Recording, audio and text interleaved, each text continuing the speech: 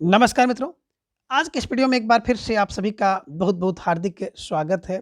आज हम हिंदी साहित्य इतिहास के अंतर्गत नाट्य विधा 6 में प्रमुख नाटक और नाटककारों को अब तक के सबसे आसान ट्रिक के द्वारा याद करने का प्रयास करेंगे। और सबसे पहले हम देख रहे हैं लक्ष्मी नारायण लाल। लक्ष्मी नारायण लाल जी की बात करें तो लक्ष्मी नारायण लाल जी समकालीन हिंदी नाटककारों में चर्चित नाटककार हैं और इनकी प्रमुख जो नाट्य रचनाएं हैं निम्नांकित हैं। और लक्ष्मी नारायण लाल जी की बात करें तो यहाँ से परीक्षा में प्रश्न तो पूछा जाना निश्चित है, क्योंकि इनके पास जो है ढेर सारे नाटकों की श्रृंखला है और परीक्षा में जरूर पूछा जाता है। और इसके पूर्व भी लक्ष्मी नाम के दो बड़े महत्वपूर्ण नाटककारों को हम लोगों ने पढ़ा है, जिनमें लक्ष्मी नारायण मिश्र और लक्ष्मीकांत वर्मा जी। और तीसरे जो कि बड़े महत्वपूर्ण और प्रसिद्ध नाटककार हैं लक्ष्मी नारायण लाल जी। तो इनके नाटकों को हम लोग ट्रिक से याद करेंगे कि जिन्होंने भरमार नाटकों की रचना की है। तो देखा जाए सबसे पहला इनका नाटक जो स्क्रीन पर आप देख रहे हैं अंधा युग, कब 1955 में। कैसे याद करेंगे तो ट्रिक बना लीजिए कि अंधा कुआं होता लाल, कब बोले 55। तो 55 अंधे कुएं क्या होते हैं, लाल होते हैं। तो लाल हम लोग ट्रिक बनाएंगे, जो क्लू निकालेंगे यहाँ से लाल निकालेंगे। इन्हीं की लक्ष्मी नारायण लाल को लाल से याद किया जाएगा। कैसे, तो 55 अंधे कुएं क्या हो गए, लाल हो गए। 55 से हो गया 1955, अंधे से हो गया अंधा कुआं, लाल से हो गया लक्ष्मी नारायण लाल जी का है। आगे क्या है, क्या बता रहे हैं कि 59 मादा कैक्टस लाल हो गई। कौन बोले 59, 59 से हो गया 1959, मादा कैक्टस से हो गया मादा कैक्टस, लाल से हो गया लक्ष्मी नारायण लाल। तो 59 मादा कैक्टस लाल हो गई। और यहाँ पर फिर देखिए तीन क्या हो गई, 60 तीन आंख वाली मछली लाल है। तो 60 क्या बोले 60 से हो गया 1960, तीन आंख वाली मछली क्या हो गई, लाल हो गई। तो लाल से लक्ष्मी नारायण लाल हो गया। आगे देखिए 60 क्या हो गए, बोले सूखा सरोवर भी लाल हो गए। 60 सूखा सरोवर लाल हो गए। तो 60 से हो गया 1960, सूखा सरोवर से हो गया सूखा सरोवर, और लाल से हो गया लक्ष्मी नारायण लाल। आगे हम लोग बात करें तो नाटक बहुरंगी 1961 में। कैसे, तो ट्रिक बना लीजिए कि 61 बहुरंगी नाटक भी क्या हो गए, लाल हो गए। तो लाल हो गए 61 कौन बोले बहुरंगी नाटक लाल हो गए। आगे देखें नाटक तोता मैना 1962, जो कि एक लोक नाट्य है। कैसे याद करेंगे, ट्रिक बना लीजिए कि 62 तोता क्या हो गए और मैना लाल हो गए। 62 तोता मैना लाल हो गए, इससे आप याद कर लीजिएगा। फिर क्या है, रात रानी 1962। फिर बना लीजिए ट्रिक क्या हो गया कि 62 रात रानी जो है, रात रानी एक फूल होता है। तो रात रानी फूल को ट्रिक बना लीजिए कि रात रानी जो है फूल थी, और 62 रात रानी के फूल क्या हो गए, लाल हो गए। ठीक है, इससे आप दिमाग में बैठा लीजिएगा। आगे है दर्पण 1962, मनोवैज्ञानिक नाटक है। कैसे याद करेंगे, तो दर्पण क्या बोले 62 दर्पण, दर्पण माने शीशा होता है जहाँ पे हम लोग अपना मुंह देखते हैं। तो कह रहे हैं कि 62 दर्पण जो है लाल हो गए। ठीक है, आगे बात करें रक्तमाल की 1963 में। कैसे याद करेंगे, तो देखिए रक्त का मतलब ही होता है लाल है। तो रक्तमाल क्या हो गया, एकदम 63 रक्तमाल लाल हो गए। 63 रक्तमाल लाल हो गए। तो 63 से हो गया 63, रक्तमाल से हो गया रक्तमाल, और लाल से लक्ष्मी नारायण लाल। आगे बड़ा प्रसिद्ध नाटक है सूर्यमुख। बात करें तो 1968 में लिखा गया और महाभारत के युद्ध के पश्चात द्वारिका के नष्ट होने पर आधारित है। तो ट्रिक बना लीजिए कि 68 मुख किसका, सूर्य का लाल है। तो 68 सूर्य के मुख क्या होते हैं, लाल होते हैं। और सूर्य का मुख आप देखे होंगे कि सूर्य का मुख जो होता है बिल्कुल लाल लाल होता है। तो उसमें ट्रिक बना लीजिए, देखे होंगे ना कि सूर्य के अंदर इस तरह से तमाम प्रकार के जो करुणा निकले होते हैं ना, किरणें निकलती हैं। तो इस किरण को मान लीजिए कि 68 है ना, 68 सूर्य के मुख कितने बड़े, सूर्य मुख 68, 68 सूर्य के मुख जो होते हैं वो लाल होते हैं। यार सूर्यमुखी कर सकते हैं कि सूर्यमुखी, है ना। तो लेकिन ध्यान रखिएगा सूर्यमुखी एक नाटक और है, आपको मिलेगा।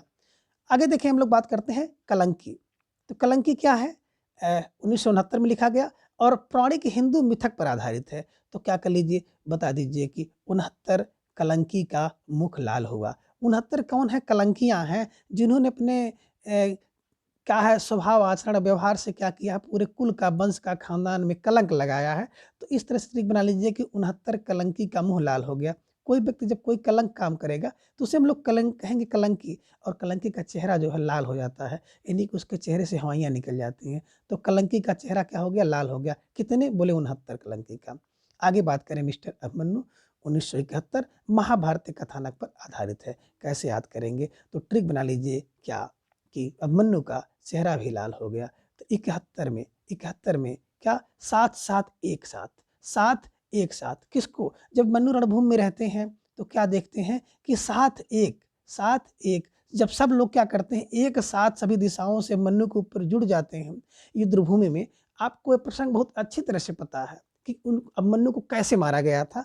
सारे महारथियों ने घेर लिया था ना, तो साथ इकट्ठे एक साथ क्या करते हैं, जब मन्नु को सभी महारथी घेर लेते हैं तो अभिमन्यु का चेहरा उस समय क्या हो जाता है? लाल हो जाता है। इससे याद कर लीजिएगा, अभिमन्यु का चेहरा लाल हो जाता है जब साथ क्या सभी लोग इकट्ठे एक बार में घेर लेते हैं, इन्हीं की 71 में, है ना। बस याद करने का एक क्लू है भैया, इसका वास्तविकता से कोई संबंध नहीं है, ना ही किसी की भावना को ठेस पहुंचाने का मेरा उद्देश्य है और ना ही किसी राजनीतिक पार्टी या गतिविधि से इसका कोई लेन देन है। बस किसी तरह से आपको हमेशा के लिए याद हो जाए, मेरा ये प्रयास चल रहा है। आगे देखिए, बात हम लोग करते हैं कर्फ्यू। 1972 एक लघु नाटक है। कैसे याद करेंगे? देखिए, जब कर्फ्यू होता है तो कर्फ्यू का सिग्नल जो होता है लाल होता है। और कितने दिन के लिए कर्फ्यू लगे बताए? 72 दिन से। तो कर्फ्यू 72 दिन से क्या है? लाल सिग्नल लगा हुआ है। तो कर्फ्यू लाल 72 दिन से सिग्नल लगा हुआ है तो कर्फ्यू लाल हो रहा है। क्यों? क्योंकि लाल सिग्नल लगा हुआ है, रेड अलर्ट जारी हो गया है और सब लोग क्या है 72 दिन से घर के अंदर हैं। और देखे होंगे कर्फ्यू में क्या हो जाता है, बिल्कुल रेड अलर्ट हो जाता है ना, तो वही रेड लाल लाल। आगे देखिए, दूसरा दरवाजा 1972 लघु नाटक है। कैसे याद करेंगे? तो देखिए, दूसरा दरवाजा क्या है? बोले लाल है, लाल लाल। दूसरा दरवाजा लाल है। और कितना लाल? बोले बेहतर तरीके से लाल किया गया है उसको, बेहतर माने 72 तरीके से। तो दूसरा दरवाजा लाल है, जो कि बेहतर तरीके से क्या किया गया है, उसको लाल रंग से कलर किया गया है। आगे हम लोग बात करते हैं अब्दुल्ला दीवाना। 1973 सामाजिक समस्या, स्त्री संबंध और जीवन मूल्य के ऊपर लिखा गया ये नाटक है। तो कैसे याद करेंगे? बोले अब्दुल्ला क्या हो गया है? दीवाना बन करके एकदम बिल्कुल तहतर हो गया है और लाल लाल कपड़ा पहन करके घूम रहा है। तो देखे होंगे, जब कोई व्यक्ति क्या बनता है? दीवाना बनता है ना, तो क्या करता है? बिल्कुल लाल उलझुलूल कपड़े पहन करके घूमता है। तो ट्रिक बना लीजिएगा, अब्दुल्ला दीवाना बन के जो है बिल्कुल तहतर गिर गया है और इस तरह से गिर गया है कि लाल लाल कपड़ा पहन करके घूम रहा है। इससे आप याद कर सकते हैं। नरसिंह कथा की बात करें तो 1975 में लिखा गया और पौराणिक कथानक पर आधारित एक नाटक है। कैसे याद करेंगे? तो देखिए, नरसिंह जी को आपने देखा होगा, नरसिंह भगवान जब आते हैं ना तो उनका चेहरा कैसा होता है? लाल लाल होता है। नरसिंह लाल, नरसिंह का चेहरा होता लाल, तो नरसिंह कथा है ना, तो लाल हो गए, लाल से लक्ष्मी नारायण लाल हो गए। और कब? बोले 75। तो नरसिंह की कितनी कथाएं हैं? बोले 75 कथाएं हैं और 75 कथाओं में नरसिंह जी का चेहरा बिल्कुल लाल लाल दिखता है।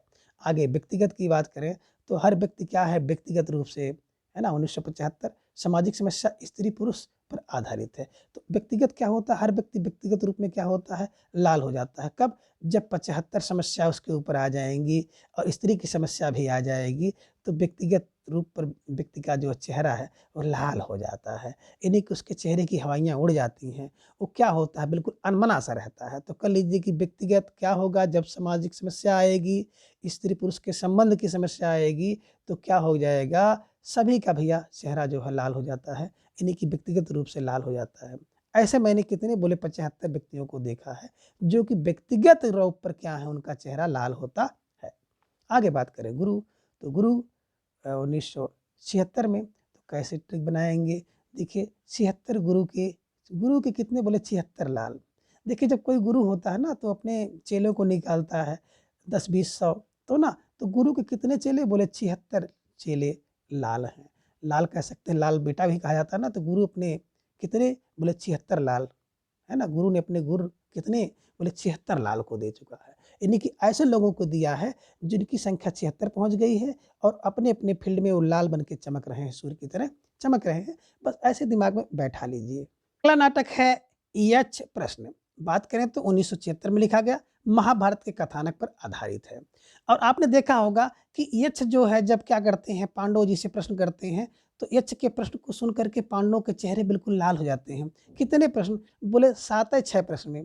कितने? 7-6 प्रश्न, या आप कह सकते हैं 76 प्रश्न सुन करके क्या हो जाता है? बिल्कुल किसके? पांडवों के चेहरे लाल हो जाते हैं। तो यक्ष के प्रश्न सुन करके कितने? बोले 76 प्रश्न सुन करके पांडवों के चेहरे हो जाते हैं लाल। तो इससे याद कर लीजिएगा, एच का प्रश्न सुनते ही चेहरा लाल हो जाता है ना। आगे बात करते हैं, सत्य एक हरिश्चंद्र 1976 में लोक नाट्य है, कैसे याद करेंगे। देखिए सत्य तो सत्य है ना, सत्य सत्य है, और सत्य हरिश्चंद्र क्या है, देश के लाल हैं, देश के रत्न हैं, है ना, लाल हैं, तो लाल आप कह सकते हैं कि हरिश्चंद्र क्या है, एकदम बिल्कुल 76वें रत्न है, 76वें रत्न है, या आप कह सकते हैं सच्चे रत्न है ना, और क्या है, देश के लाल हैं। तो हरिश्चंद्र से हो गया एक सत्य हरिश्चंद्र 1976, जो कि एक लोक नाट्य है। बस आप ये दिमाग में रख लीजिएगा ना, ये इंपॉर्टेंट है रचनाएं और उसके लेखक।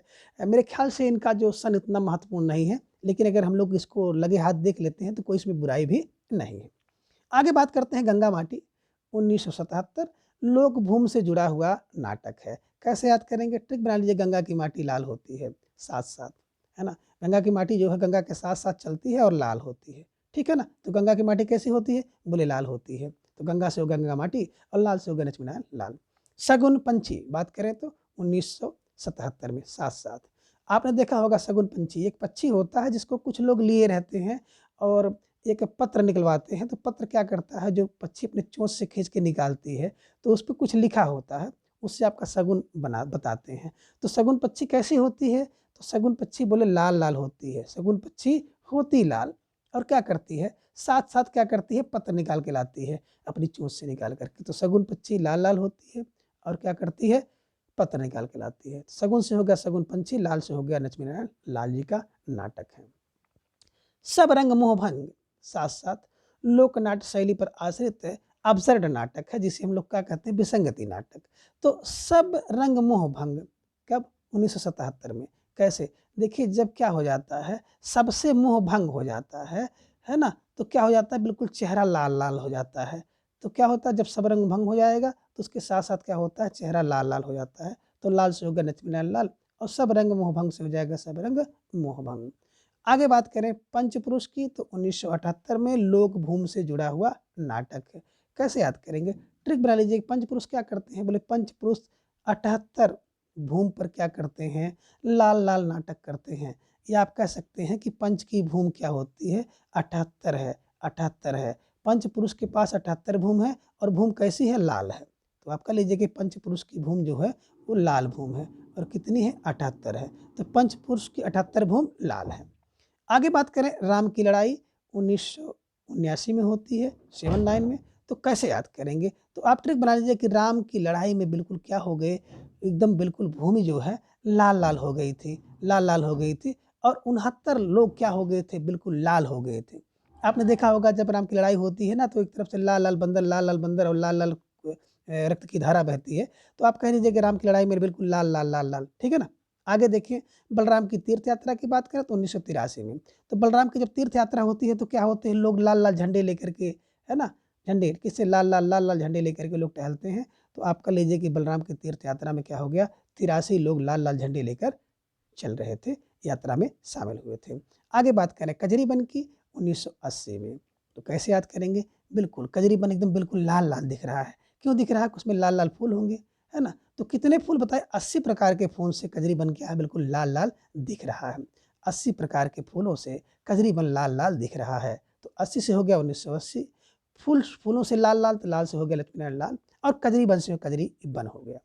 आगे बात करें सुंदर रस 1960 में, है ना। सुंदर रस क्या है, बिल्कुल लाल लाल है, कितना, बोले 60 रस, है ना, सुंदर है और लाल लाल है। तो कितने, बोले 60 रस सुंदर हैं और लाल लाल हैं। इसे आप याद कर लीजिएगा, सुंदर रस से सुंदर रस, लाल से हो गया लक्ष्मीनारायण लाल, और 60 से हो गया 1960। अगला जो नाटक है, काफ़ी हाउस में इंतजार कौन करता है, बोले लाल करते हैं, है ना, कौन लाल, बोले अवसर नाटक, है ना, एक शब्द नाटक है। तो काफ़ी हाउस में इंतजार कौन करता है, बोले कि लाल करते हैं, लाल लाल। और हाथी घोड़ा चूहा लघु नाटक है। तो हाथी घोड़ा चूहा भी क्या हो जाते हैं, लाल हो जाते हैं। कब, जब कोई बड़ा लक्ष्य इनको दे दिया जाता है तो क्या होते हैं, घबरा करके लाल हो जाते हैं। तो इस प्रकार से आप जो है इन सभी नाटकों के इनके प्रकाशन वर्ष को आसानी से याद कर सकते हैं। अब एक बार फिर से ससरे तौर पर देखें, क्या देखते हैं कि अंधा कुआं लाल होता है, मादा कैक्टस बिल्कुल लाल होती है, 3 आँख वाली मछली लाल होती है, सूखा सरोवर लाल होता है, नाटक बहुरंगी है तो लाल होगा, रात रानी लाल होगी, दर्पण लाल होता है, रक्तमाल लाल होता है, सूर का मुख बोले लाल होता है, कलंकी का चेहरा बिल्कुल लाल होगा, अभिमन्यु रणभूमि में लाल हो गए, कर्फ्यू में लाल रंग का संकेत होता है, दूसरा दरवाजा लाल है, अब्दुल्ला दीवाना क्या कर रहा है, लाल रंग के कपड़े पहन के घूम रहा है, नरसिंह कथा में नरसिंह का चेहरा लाल है, व्यक्तिगत समस्या से व्यक्ति लाल हो जाता है, और गुरु के कितने बोले 76 लाल। यक्ष के प्रश्न से पांडव के चेहरे लाल, सत हरिश्चंद्र भारत के लाल, गंगा की माटी होती लाल, शगुन पक्षी होता लाल, मोह सब रंग भोंग पर क्या होता है, चेहरा लाल, पंचपुरुष बिल्कुल की मिट्टी लाल, राम की लड़ाई में बहुत हो गई भूमि लाल, बलराम की यात्रा में झंडे लाल, कजरी वन में फूल लाल लाल, सुंदर रस बिल्कुल शार्ट लाल लाल, और काफ़ी हाउस में लाल इंतजार करता है, और हाथी चूहा क्या हो जाते हैं, काम को देख करके इनके चेहरे लाल हो सकते हैं। तो इन सभी ट्रिक की सहायता से आप आसानी से लक्ष्मी नारायण लाल जी के सभी नाटकों को याद कर सकते हैं। ये देखें, सर्वेश्वर दयाल सक्सेना जी जनवादी नाटककार हैं, और इनके लोक नाट्य शैली में इन्होंने नाटक लिखा है, जिनमें सर्वेश्वर दयाल सक्सेना के 3 नाटक हैं। पहला बकरी 1974 में, दूसरा लड़ाई 1979 में, और तीसरा अब गरीबी हटाओ।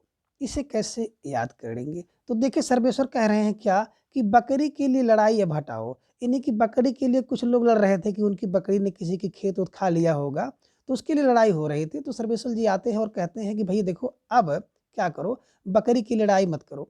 तो बकरी से हो गया बकरी 1974 में लिखा गया, लड़ाई 1979 में लिखा गया, और अब गरीबी हटाओ ये भी सर्वेश्वर दयाल सक्सेना जी द्वारा लिखा गया नाटक है। अब बात करें लड़ाई की, तो लड़ाई जो नाटक है सर्वेश्वर दयाल सक्सेना की एक कहानी है, उसका नाट्य रूपांतरण किया गया है। तो लड़ाई एक कहानी भी है और नाटक भी है। शंभुनाथ सिंह विसंगति बोध के नाटककार हैं, और दीवार की वापसी और अकेला शहर इनके 2 प्रमुख नाटक हैं। बोले शंभुनाथ कौन? बोले शंभुनाथ क्या है, दीवार की वापसी में करते हैं और अकेले शहर पे रहते हैं। तो शंभुनाथ के 2 नाटक हैं, कौन? दीवार की वापसी और अकेला शहर में शंभुनाथ रहते हैं। आगे अमृत राय की बात की जाए तो अमृत राय ने 3 नाटक लिखे हैं। चिंदियों की एक झालर 1969 में, शताब्दी और हम लोग। तो कैसे याद करेंगे? टिक छोटी सी बना लीजिए कि अमृत राय कह रहे हैं कि चिंदियों की एक झालर, शताब्दी से हम लोग क्या कर रहे हैं, ओढ़ रहे हैं। बस आपके क्लू बन गया कि अमृत राय कह रहे हैं कि चिंदियों की एक झालर, तो चिंदियों की एक झालर से हो गया चिंदियों की एक झालर, शताब्दी से हो गया शताब्दी, और हम लोग ओढ़ रहे हैं से हो जाएगा हम लोग। तो अमृत राय क्या कह रहे हैं कि चिंदियों की एक झालर को शताब्दी से हम लोग क्या कर रहे हैं, ओढ़ रहे हैं। इससे आप याद कर लीजिएगा। और अमृत राय के 3 नाटकों को आज अभी शीर्षक से जिल्द में प्रकाशित किया गया था। इनके जो तीनों नाटक हैं, कौन, चिंदियों की एक झालर जो है शताब्दी से हम लोग ओढ़ रहे हैं, उन सभी को आज अभी 1973 में एक शीर्षक से जिल्द में प्रकाशित कर दिया गया था। आगे बड़े महत्वपूर्ण नाटककार हैं अग्निदेव जी। तो अग्निदेव अग्निहोत्री, अग्नि देते हैं अग्निहोत्री जी। इनके निम्नांकित जो नाटक हैं उन्हें कैसे याद किया जाए, तो देख लीजिए। पहला इनका नाटक है नेफा की एक शाम 1962 में, चीन आक्रमण के समय की स्थिति का इसमें चित्रण किया गया है। माटी की जागीर 1964 में, तो ग्राम विकास योजनाओं और उसमें बाधक तत्वों का चित्रण किया गया है। बात करें वतन वतन की आबरू 1966 में लिखा गया, और पाकिस्तानी आक्रमण के विरुद्ध लड़े युद्ध का जो चित्रण है, हिंसात्मक वृत्ति की जो निरर्थकता है उसका प्रतिपादन किया गया है। अगला नाटक अनुष्ठान, और फिर शुतुरमुर्ग 1900 अनुष्ठान में क्या है, हिंसात्मक वृत्ति की जो निरर्थकता उसका प्रतिपादन किया गया है। बात करें शुतुरमुर्ग की, तो 1968 में नेहरू कालीन जो है राजनीति पर चोट किया गया है। और अंतिम है चिराग जल उठा, टीपू सुल्तान का विदेशियों से जो युद्ध दिखाया गया है। कैसे याद करेंगे कि नेफा की एक शाम, माटी की जागीर, वतन की आबरी, अनुष्ठान, शुतुरमुर्ग, चिराग जल उठा। तो ट्रिक बना लीजिए। क्या ट्रिक बनाइए? ट्रिक और क्लू कुछ इस प्रकार से बना लीजिए कि ज्ञानदेव क्या करते हैं कि नेफा की एक शाम को, है ना, माटी और वतन की आबरू क्या हो गई, बचने से क्या करते हैं, एक अनुष्ठान करते हैं। अनुष्ठान माने पार्टी करते हैं, और पार्टी में क्या करते हैं, मुर्गा क्या कर देते हैं, बिल्कुल जलाते हैं, यानी कि मुर्गे की पार्टी कर देते हैं। तो देखो, किसी की भावना को ठेस पहुंचाना नहीं है मित्रों, बस ये जान लीजिए कि ये हमारे आसपास में ऐसा होता है। उसी से आप एक क्लू निकाल लीजिए और इसको दिमाग में हमेशा के लिए बैठा लीजिए और एक प्रश्न सही बना लीजिए, बस यही उद्देश्य है। तो क्या है कि ज्ञानदेव क्या करते हैं कि नेफा की एक शाम को, पार्टी देखो शाम की होती है, तो शाम से हो गया नेफा की एक शाम को।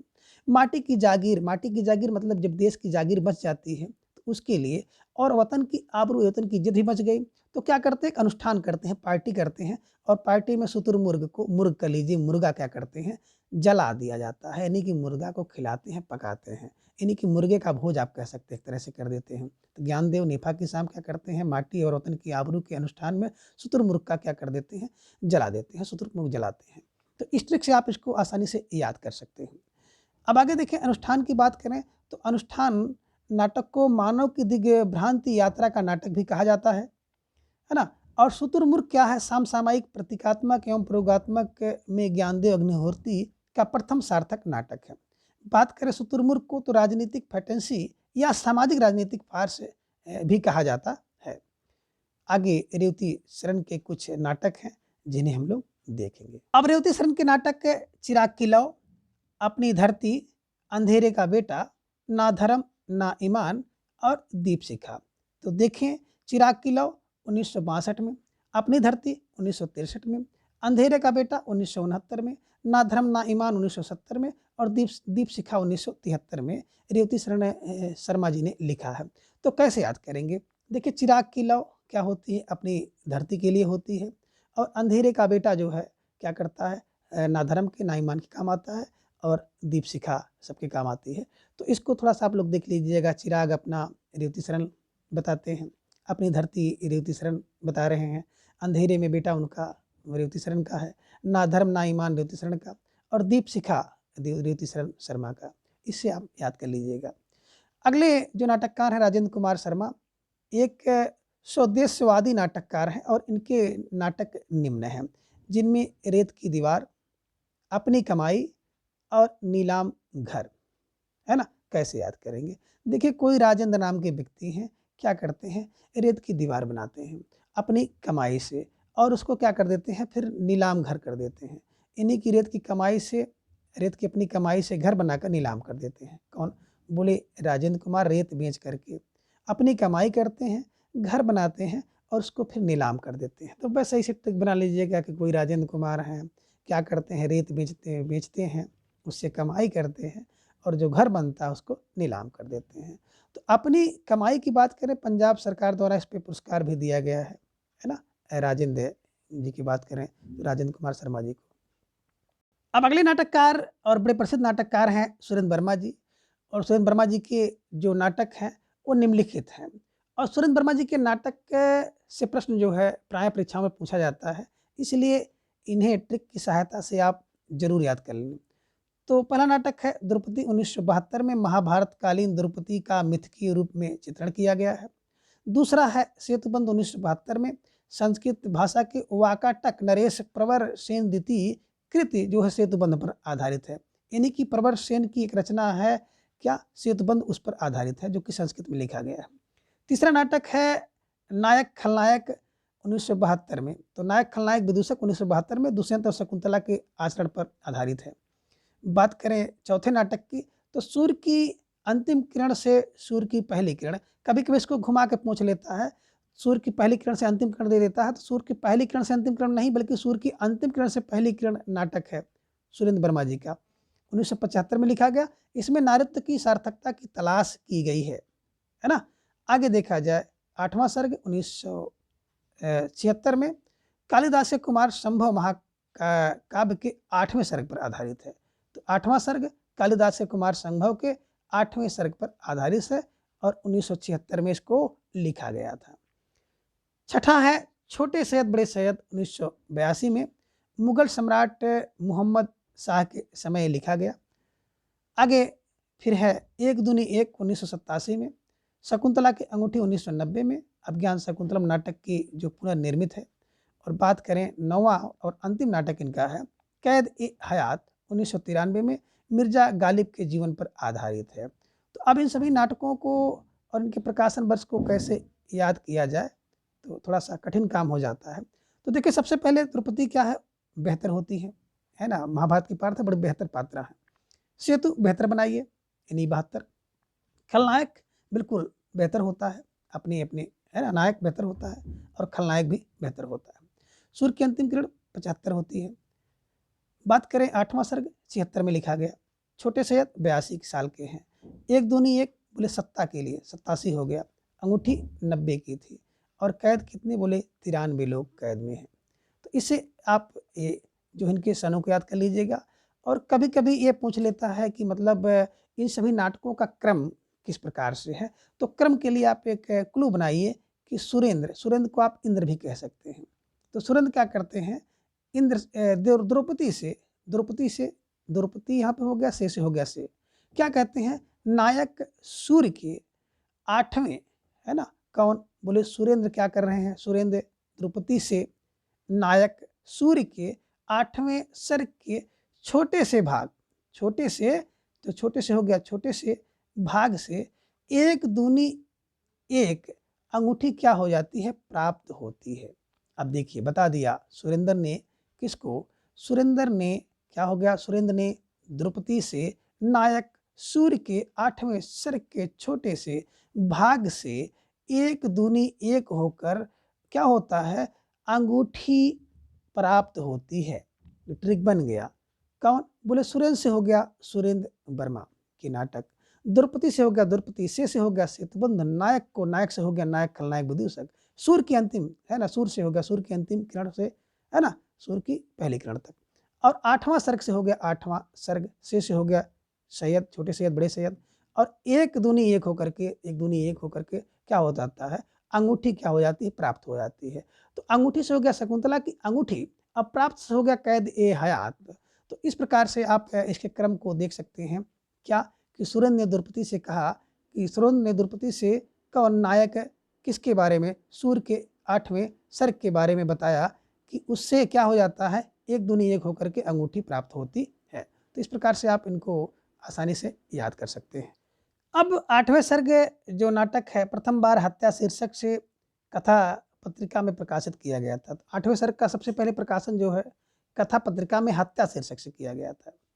आगे देखिए सुरेंद्र वर्मा का नाटक है छोटे सैयद बड़े सैयद, प्रथम बार हसन अली हुसैन अली के नाम से प्रकाशित हुआ था।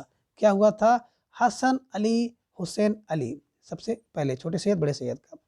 फिर आगे रमेश बख्शी बोल्ड हैं और आधुनिकतावादी तथा विखंडना एवं विसंगति के नाटककार हैं। तो इनके कुछ नाटक हैं जो कि निम्न हैं, इन्हें थोड़ा सा देख लीजिए।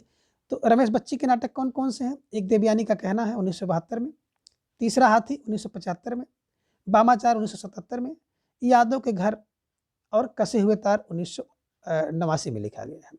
तो कैसे याद करेंगे, तो देखिए रमेश नाम का कोई व्यक्ति है, एक कुल्लू बना लीजिए, ठीक है ना, और उनके साथ देवयानी रहती है। तो यानी कि रमेश और देवयानी, ठीक है ना, क्या है, ये हाथी रखे हुए हैं जिनमें एक तीसरा हाथी था इनके पास, जो क्या हो जाता है, बामाचार एक कोई क्षेत्र है या गांव है, वहाँ पर यादव, यादव माने होता है यादव लोग, आप जातिवाचक सूचक शब्द है तो थोड़ा सा ट्रिक बना लीजिएगा, बाकी किसी को ठेस पहुंचाने का उद्देश्य नहीं है।